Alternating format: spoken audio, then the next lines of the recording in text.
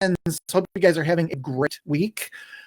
It is Wednesday and not Friday. So typically I do Facebook Live on Friday, but there's a good reason why I'm not doing it this week on Friday. I moved it up to today, and I'll talk about that in a minute here. First of all, if you have not signed up for the 2020 Internet Marketing Plan session, webinar, training, whatever you want to call it, next week, December 19, make sure that you get signed up for that. This is going to be, well, it is our biggest training session of the year, and it's all around just really getting your plan together for 2020. And looking at the numbers, looking at how many leads we're going to need to generate in order to hit our revenue goals. How are we going to generate those leads? How are we going to build a site that converts more leads? How are we going to utilize social media, digital marketing, SEO, all the different pieces? So that's next week, and I will put a link in. I put a link in the chat, and I'll also put a link if you're watching this after the fact. I will put a link in the comments as well. So let me do that real quick. wtmarketingpros.com/next-training will get you straight to that registration page. So make sure you sign up. We've got a nice group of people signed up for that already. Would love to help you really crush it in 2020. Secondly, if you are more of a DIY person, and you probably are if you watch my videos and you get on some of our different training and stuff, it's very possible that you're kind of more of a DIY person. And if that's the case, that's fine. I wanted to tell you about our Window Treatment Marketing Academy. Behind that membership area on our website, we have over 100 videos, how-to videos, critiques, different things on analytics and SEO and email marketing, Facebook ads, all kinds of stuff. There's over 60 videos specifically on WordPress SEO. So lots of stuff back there. Invite you to check that out. It's wtmarketingpros.com/join.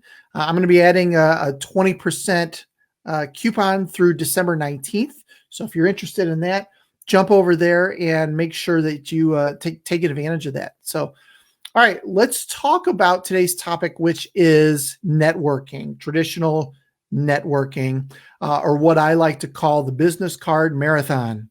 If you've ever been to one of those events, you know exactly what I'm talking about, right? I want to go through some pros and cons on those events.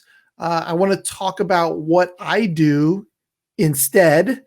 I go to these events, but the way that I kind of focus on how I pick which ones I want to go to. And then, of course, I'd like to know what you think. So if at any time along the way you want to jump in and say hi, be happy to do that. If you got any kind of ideas or comments or anything, jump on, let me know what you think. So, all right, let's go through some of the cons first. Number one, slow burn. It is a slow, long process to really do networking, go to networking events correctly.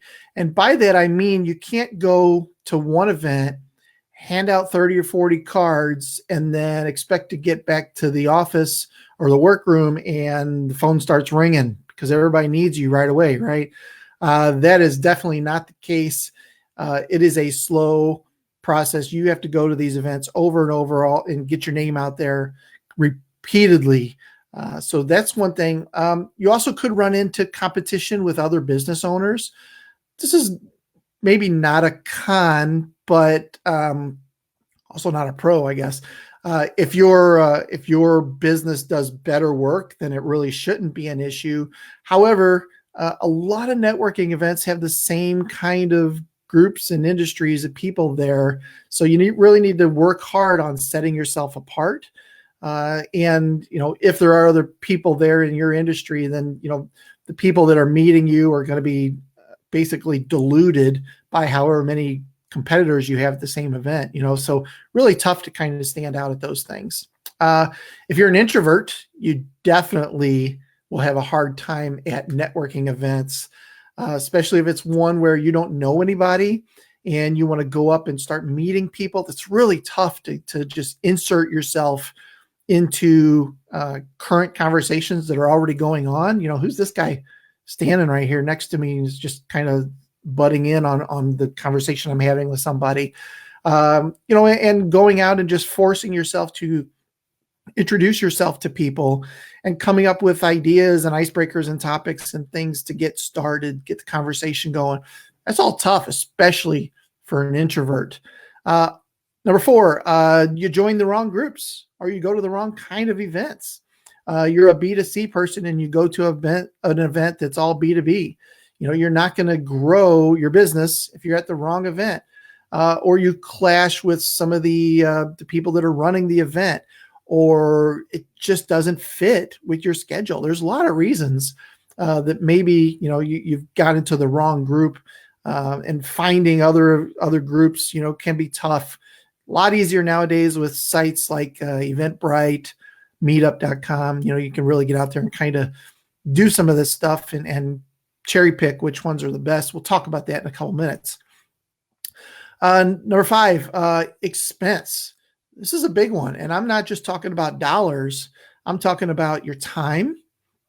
You've got to drive to this event. If it takes you an hour or 30 minutes to get to it, spend an hour there, drive an hour, half an hour back.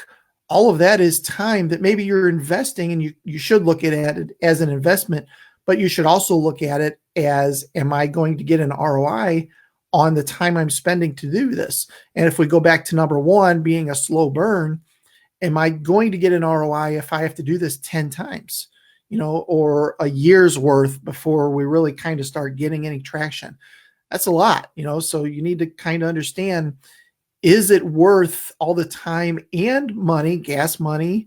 If some of these events require you to pay memberships, ticket fees, or you have to buy a drink or a meal or something like that, all of that needs to factor into this as well. So all of those things need to be counted as expenses. And then lastly, some groups force you to bring referrals.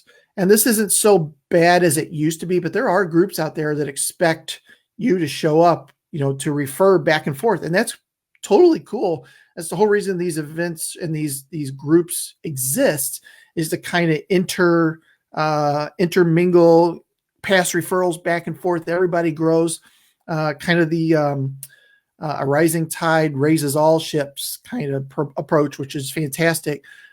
But depending on how much you get out, you might not have referrals for a real estate person or for a concrete guy or whatever it happens to be.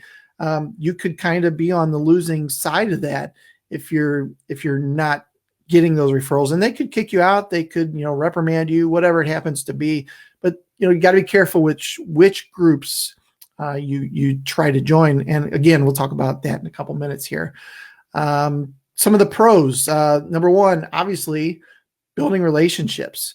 There's nothing better in owning a business than getting a word of mouth referral from another business owner or a friend or a family member.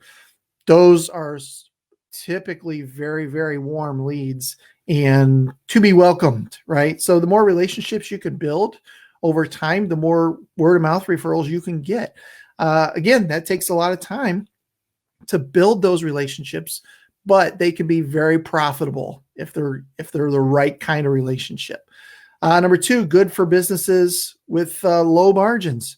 If you're just doing, let's say, blinds, which typically you're up against Home Depot and Lowe's and some of these other companies that already have these things, your margins are pretty low probably in order to get out there. And if that's what you're doing, that's a lot of work, for a little return. So you got to do it a lot.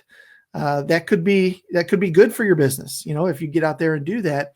But you gotta just keep at it to stay profitable in that kind of scenario. Number 3, increased brand exposure. This is a big one. The more times you go to these events, the more you're going to hand out your cards, you're going to have your shirt with your logo on it, that kind of stuff. So brand exposure to more and more people over time definitely can grow your business. And this kind of goes hand in hand with building relationships. But just getting out there and being in front of people over time can grow your familiarity in their minds with your business. You can also sponsor different networking events, so you can get your logo up on the screen, or when they first walk in, they get a flyer with your logo, that kind of stuff. Possible, so that's another opportunity. 1, 2, 3, number 4, socializing. If you are more of an extrovert, a social butterfly, then getting out to these events can very much be a positive experience for you. And if you don't mind spending the time and you get out and meet people and you're a people person and you really enjoy that, this is a huge benefit. I know people who love going to these events just to meet more people and make connections with other people. That's a fantastic way to really grow your business, by simply making connections for other people. So the socializing side is good for a lot of people. It really just depends on your personality and how much you enjoy doing that kind of stuff. And lastly, it's an opportunity to practice your elevator pitch. So, what do you do? Well, I do window treatments. Okay, well, that's pretty boring, not terribly specific. But if you say, we build beautiful looking rooms with more light, or something like that, or with an opportunity to change the amount of light, or something, some sort of an elevator pitch that gets people to say, how do you do that? Or tell me more. Well, networking events is a great way to practice your elevator pitch and refine it over time. Well, they didn't really respond very well when I said this, so then I changed it to this, and people really like that. So doing these different things, it's a great opportunity when you're in front of 30, 40, 50 people and you get a minute or two to each one. Try these different elevator pitches out and just see how people reply and respond to them. So that is a great benefit of going to these events.